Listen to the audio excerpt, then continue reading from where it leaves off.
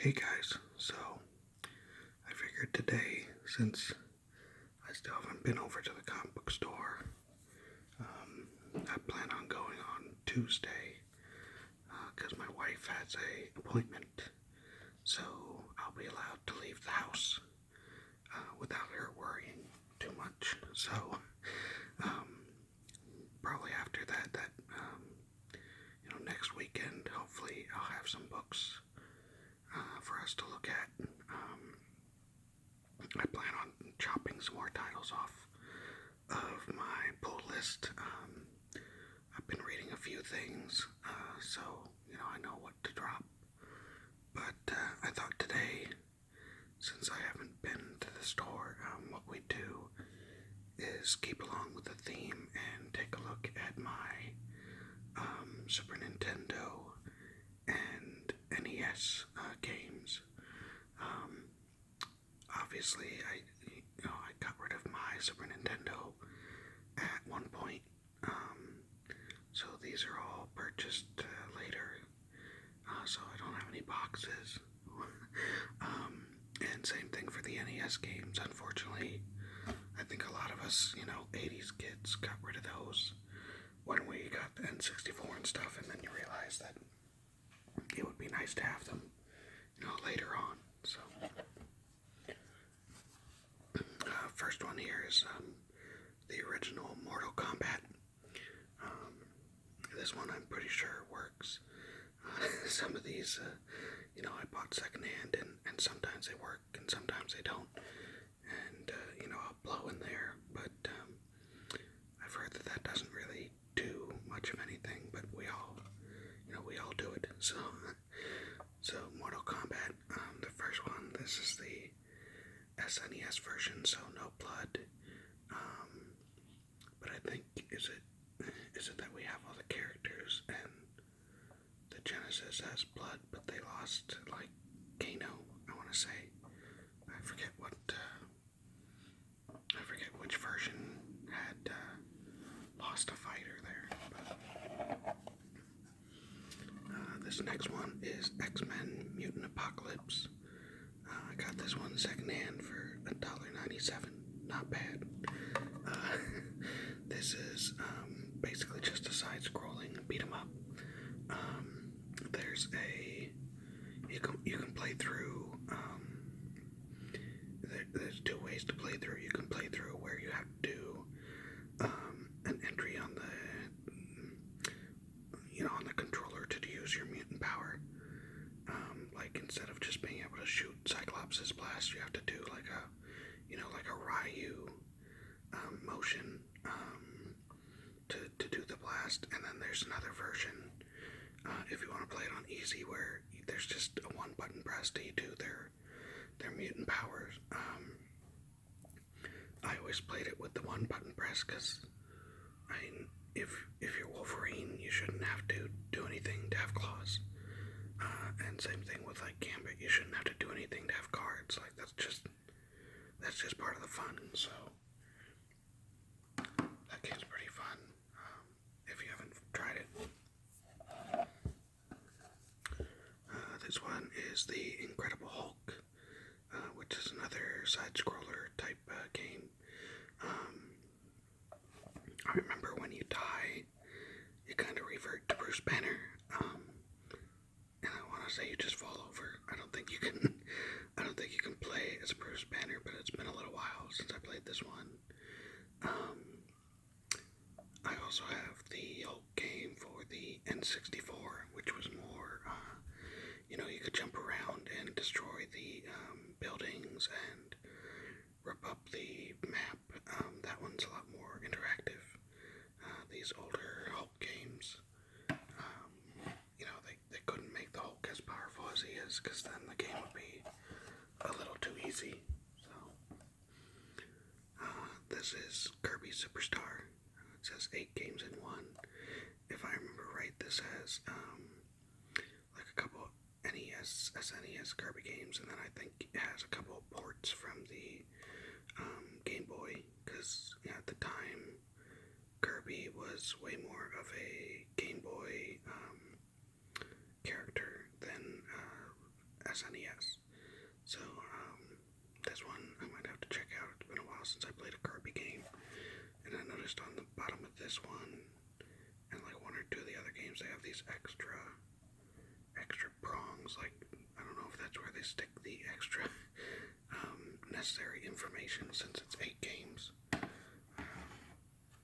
Most of these other ones are just one flat thing there. So, this is Captain America and the Avengers.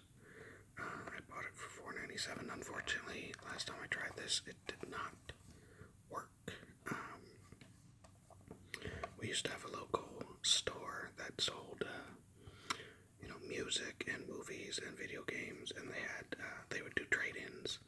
So they had a whole bunch of used stuff and a whole bunch of new stuff.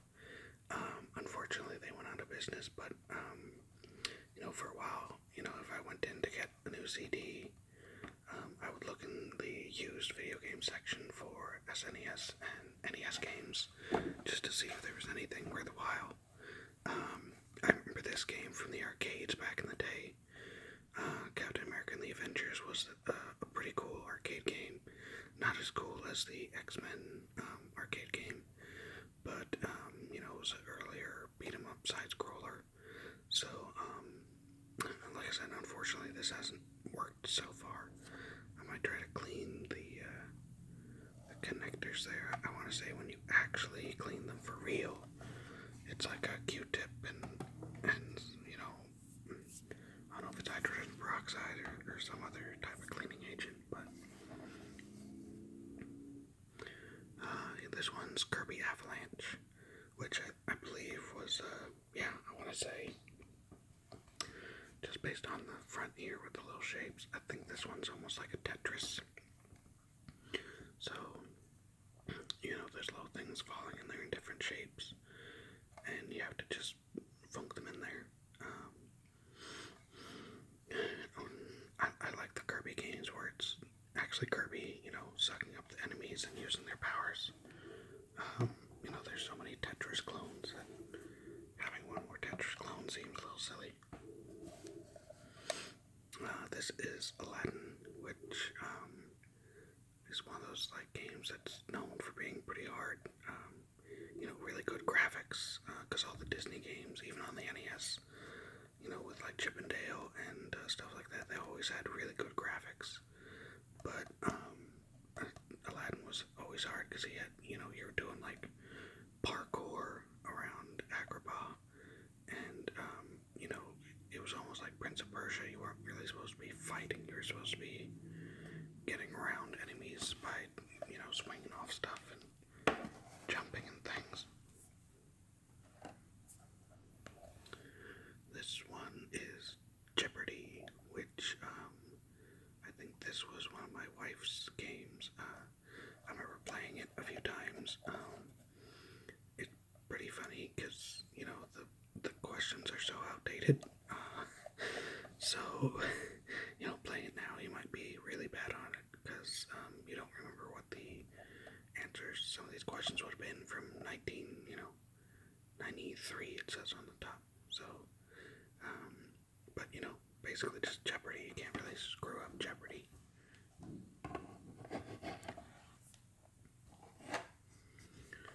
Next, this is Mario Kart. It was pretty funny. My wife saw, I think I pulled this out, and she was like, oh, I thought the first Mario Kart was on the GameCube, and I was like, no. This was the first Mario Kart on the Super NES, where it was just a flat, all the racetracks were flat, and then we had N64 Mario Kart, where all of a sudden we had hills and jumps and stuff, and then obviously GameCube was the one that introduced the 2 characters per kart, but I love this one. The Game Boy Advance Super Mario Kart is basically this level of graphics. All the racetracks are flat, but the graphical quality honestly is pretty close to this.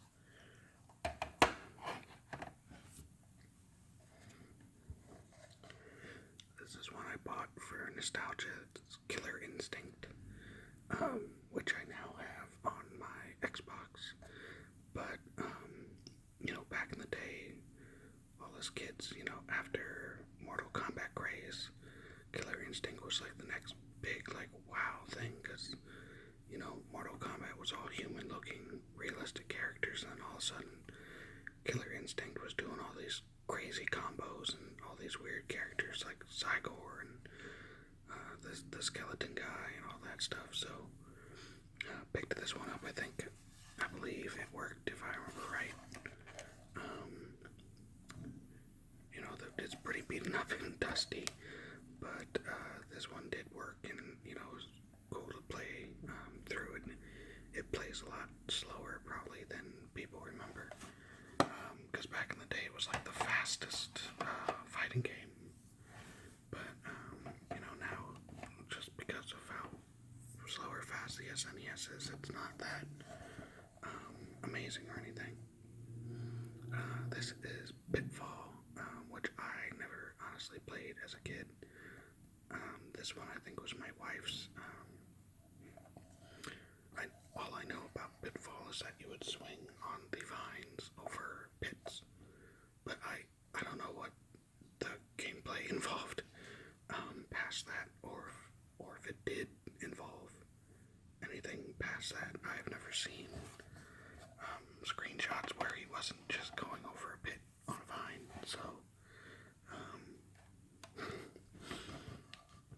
this one is Frogger, another one of my wife's. Stickers kind of coming off there, but we all know Frogger. You just jump across the street and don't get run over. And, pretty classic, obvious game. When they do new versions, they tend to screw it up by making it a little bit too, they try to add too much. But really, Frogger should just be the frog crossing the street, and you don't need a 3D frog or, attacks or anything like that. This is Super Mario All-Stars, which was one of my wife's favorite games. This one had Super Mario Brothers, the original, Super Mario 2, Super Mario 3, and Super Mario The Lost Levels. So it's basically every original NES Mario game on one Super NES cartridge. This one's super fun if you're a Mario fan. Rather than try to get a Nintendo and all three games, I would highly suggest, if you're like just a huge Mario fan, to find yourself a Super NES and Mario All-Stars, because then you'll have everything you need with a better controller and the ability to, I forget if you can save, but the graphics are improved a little bit. This is Street Fighter 2. I wish I could have found Super Street Fighter 2, where you can play as Vega and Sagat, and Balrog, and Bison. But, I was super stoked to find this at the store. One time that I went, because most of the time when you would go to the secondhand store that I would go to, they'd have literally rows and rows and rows of sports games, because everybody would trade in their, that year's Madden or that year's NHL hockey or, whatever. So they would literally, you would go to the Super NES or the NES section, and to find anything that wasn't a sports game was, amazing. You had to pick it up when you saw it. So, super excited to have seen Street Fighter there. I used to go to, me and my brother used to, when we would go out to pizza, sometimes my parents would give us quarters, sometimes not, but they had a Street Fighter cabinet at the round table that we would go to. So we would play, if we did have quarters, we'd play Street Fighter, or we would just watch that opening crawl where the guys get into a fight. I remember the big games we used to play at the round table there. They always had the Street Fighter cabinet, and then they had that Aliens versus Predator, or not Aliens versus Predator. Yeah, no, Aliens vs. Predator, that's the arcade game where you could pick like to be a human or a predator and you were fighting off the aliens. That one's freaking awesome. Last but not least, for the SNES games, we got Star Fox. I used to love this as a kid. I like how I kind of forgot that, original Star Fox, all the ads and like commercials, it was like a puppet. So here's the Star Fox puppet, and this is Super FX. And like the Kirby game, this has extra little nubs here. I guess because it's so advanced. This one was all polygons if you ever played Star Fox. And for us, back in, whatever year this came out, 1991, 92, gosh, 28 years ago, this was amazing. This was probably the best graphics you'd ever seen, especially at home at least. It's not unlike the Star Wars arcade game with all the polygons, but everything's, colored in, which was new. So that was like the best graphics we'd ever seen at our young age. So next, I have just a few NES games, not too many. My wife's parents actually have her Nintendo, the original NES, at their house. So sometimes we'll borrow it, or my wife's sister will borrow it. But most of the NES games that they used to, that they had as kids are over there. But I did pick up a few when I would see them. This one's Blades of Steel. I don't remember 1985. Sheesh. I don't remember. When I was growing up, there were two NES hockey games. One of them I really loved. One of them was okay. I think, unfortunately, that this is the one that was just okay. It had like better graphics, like the guys looked more like hockey players. And as you can see, you could even get into fisticuffs and have hockey fights. But the action wasn't as fast and wasn't as enjoyable. And then they had another one where the guys looked silly. It was like they had like a skinny guy, a fat guy, and a tiny guy. And you could basically pick a certain amount for your team. And then you would, like the skinny guy would go really fast on the ice. The fat guy would go slow, but he would run over people. Stuff like that. That was my favorite hockey game, but, unfortunately, I don't even know what that one was called. So, Blades of Steel, that could be it. I haven't popped it in. Top Gun, which everybody in the 80s loved, but the game is incredibly hard. It's near impossible to land the fighter after you've gone on a mission, just because they made it so overly delicate for a kid's game. So I picked this up just because, everybody my age, I think, remembers flying around on Top Gun and, shooting at the enemy planes and stuff like that. And then you would crash into the aircraft carrier because you can't land. So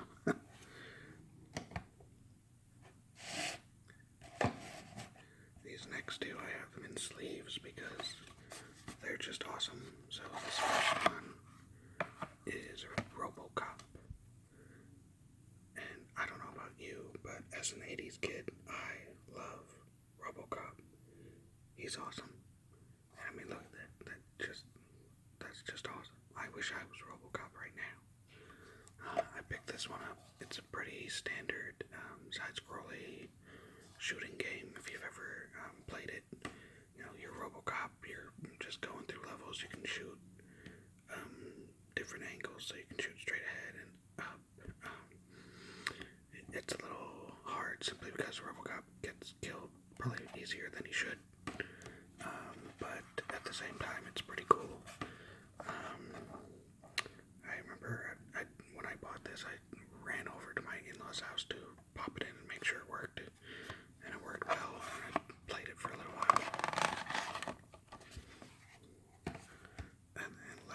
not least, this one, when I saw it at the store, I was just amazed that nobody had picked it up. This is Batman, the video game, the original for NES. If you remember this game at all, it's like still to this day known as one of the best Batman games, because the graphics were great,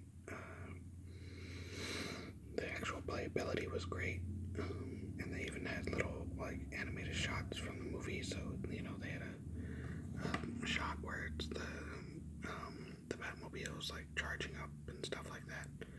So when I saw this, the sticker's gone, but I want to say I paid like maybe as much as $10 for it, but well worth it, because when are you ever gonna see Batman for the NES?